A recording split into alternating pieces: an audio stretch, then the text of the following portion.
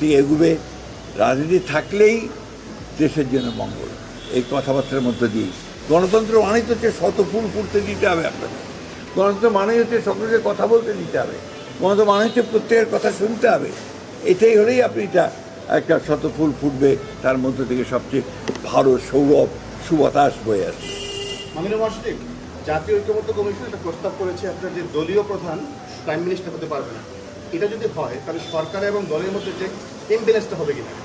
এটা একটা প্রস্তাব, তাদের এটা আলোচনা হচ্ছে, আলোচনার মধ্যে দিয়ে আসবে। আমরা আমাদের মত দিয়েছি, অন্যান্য দলগুলো দিয়েছে, এখন দেখা যাক আলোচনার মধ্যে দিয়ে কোনটা প্রতিষ্ঠিত হয়। আমরা দেখছি দুর্ঘটনা, তারাও দুর্ঘটনা দেখছি। এটা দুর্ঘটনা ছাড়া আর কিছু হতে পারে না, কারণ আমি যতদূর শুনেছি, আমি কোনো বিশারদ নই, বিশেষজ্ঞ নই, আমি শুনেছি যে এটা একদম আপনার একটা এই এয়ারক্রাফটটা এটা ওদের ট্রেনিংয়ের জন্য এয়ারক্রাফট। আমি জানি না, আমি বলতে পারবো না। অনেকে বলছে নাকি আগেও তো একটা দুর্ঘটনা ঘটেছে, করতে পারে, I don't know. But the pilot, young pilot, এটা তার সোলো ফ্লাইট ছিল, অর্থাৎ তার ট্রেনিংয়ের শেষ পর্যায়ে তাকে একা ফ্লাইটটা নিতে হবে।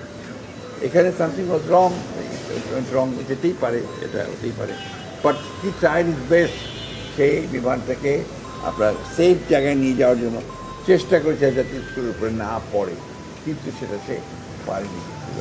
And he was killed himself.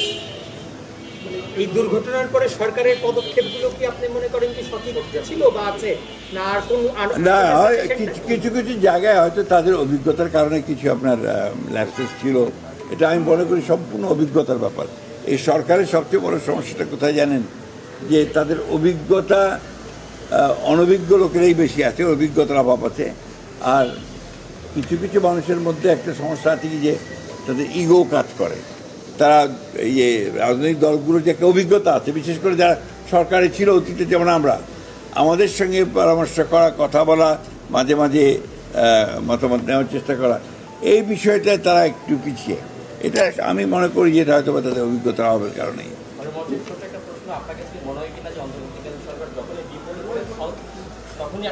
আমি সেটা বলবো না। এই যে সারা দেশে যে বিশৃঙ্খলা হচ্ছে, অনেকে বলছেন যে এটি পরিবর্তিত হতে পারে কিংবা নির্বাচনকে বাধাগ্রস্ত করার জন্য, বানচাল করার জন্য হতে পারে, আপনারা সেটা মনে করেন? না, বিষয়টা হচ্ছে যে এটা আপনার কিছু কিছু বিশৃঙ্খলা হচ্ছে, ডাউট অ্যাবাউট ইট।